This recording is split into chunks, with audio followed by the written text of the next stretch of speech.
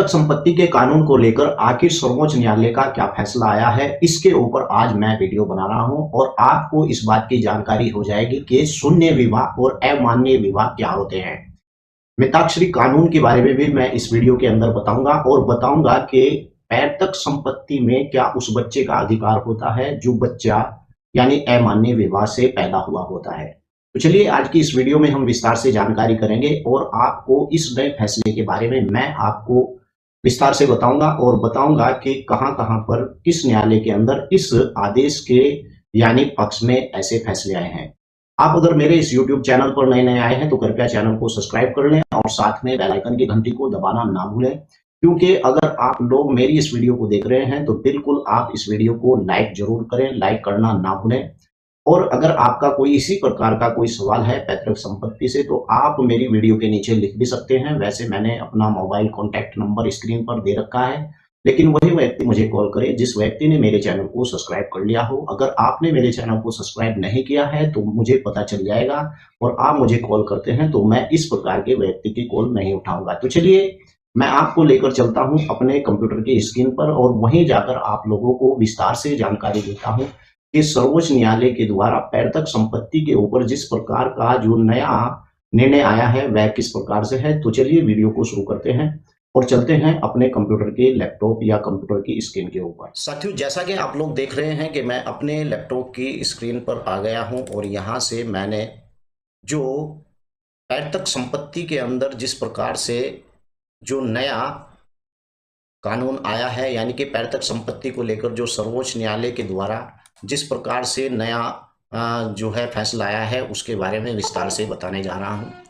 यानी कि ये चर्चा में क्यों है, हाल ही में यानी कि सर्वोच्च न्यायालय ने फैसला सुनाया है कि शून्य अथवा अमान्य विवाह से पैदा हुए बच्चे मिताक्षरी कानून के तहत संयुक्त हिंदू परिवार की यानी संपत्ति में अपने माता पिता का हिस्सा प्राप्त कर सकते हैं। पहले ये हिस्सा इस प्रकार के बच्चे को प्राप्त नहीं था और हालांकि इससे यह भी बात पर जोर दिया गया है कि ये बच्चे परिवार के किसी भी अन्य व्यक्ति की संपत्ति में अथवा उसके अधिकार के हकदार नहीं होंगे। लेकिन यहाँ पर नोट करने वाली बात यह है कि शून्य विवाह यह ऐसा विवाह है जो यानी कि शून्य विवाह क्या होता है आपको इसकी भी जानकारी होगी, तो तभी वीडियो के अंदर आपको जानकारी मिलेगी। शून्य विवाह यह ऐसा विवाह है जो शुरू में वैध होता है, लेकिन यदि कोई पक्ष इसे रद्द करना चाहे तो इसमें व्यापक कुछ दोष अथवा शर्तें के तहत इसे रद्द कर सकती है या कर सकता है। अमान्य विवाह क्या होता है? अमान्य विवाह वह विवाह है जिसे शुरू से ही अमान्य माना जाता है, जैसे कि कानून की नज़र में यानी सभी अस्तित्व में नहीं आया हो, कभी भी इस प्रकार का विवाह अस्तित्व में नहीं आया हो। यानी कि इसकी पृष्ठभूमि क्या है मैं आपको बता दूं कि रेवेन्यू सिद्धिरप्पा बनाम मल्लिका अर्जुन इस प्रकार का एक न्यायालय के अंदर हुआ था 2011 में। यह फैसला 2 न्यायाधीशों की पीठ के फैसले के संदर्भ में दिया गया था, जिसमें कहा गया था कि अमान्य शून्य विवाह से पैदा हुए बच्चे अपने माता पिता की संपत्ति को प्राप्त करने के हकदार हैं। 2011 में यह फैसला आया था, चाहे वह संपत्ति स्वयं अर्जित हो या फिर पैतृक संपत्ति। यानी कि यह मामला हिंदू विवाह अधिनियम 1955 की धारा 16/3 में संशोधन प्रावधान से संबंधित था। इस फैसले ने ऐसे बच्चों के विरासत पैतृक संपत्ति संबंधी अधिकारों को मान्यता देने की नींव रखी। सर्वोच्च न्यायालय का जो फैसला था वो क्या फैसला था कि विरासत की हिस्सेदारी का निर्धारण शून्य अथवा अमान्य विवाह से किसी बच्चे के लिए यानी विरासत में हिस्सा प्रदान करने की दिशा में पहला कदम पैतृक संपत्ति में उनके माता पिता और सटीक हिस्सेदारी का पता लगाना। नंबर 2, इस निर्धारण में पैतृक संपत्ति का काल्पनिक विभाजन करना यानी शामिल है, ताकि उस हिस्से की गणना की जा सके जो माता पिता को उसकी मृत्यु के ठीक पहले प्राप्त हो।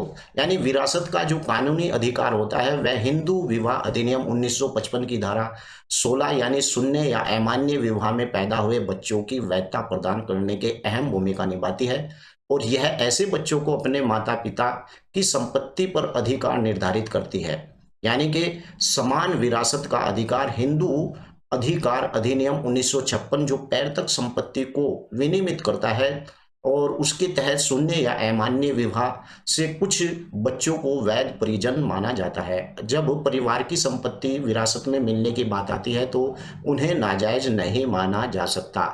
यानी कि अगर किसी प्रकार का कोई बच्चा है, इस प्रकार का है कि जो शून्य विवाह से पैदा हुआ, पहले उस शून्य विवाह से हुए बच्चे को पैतृक संपत्ति के अंदर यानी कि हिस्सा नहीं मिलता था और जो पिता की समय अर्जित यानी प्रॉपर्टी थी होती थी, वही उसमें ही उसे हिस्सा मिलता था। लेकिन यहाँ पर न्यायालय ने ये स्पष्ट किया है एक नए फैसले के अंदर कि अगर शून्य विवाह से भी कोई बच्चा पैदा होता है, तो उस बच्चे को भी पैतृक संपत्ति के अंदर पूरा अधिकार आता है। तो चलिए मैं आपको बताता हूं कि हिंदू अधिकार अधिनियम संशोधन अधिनियम 2005 का प्रभाव।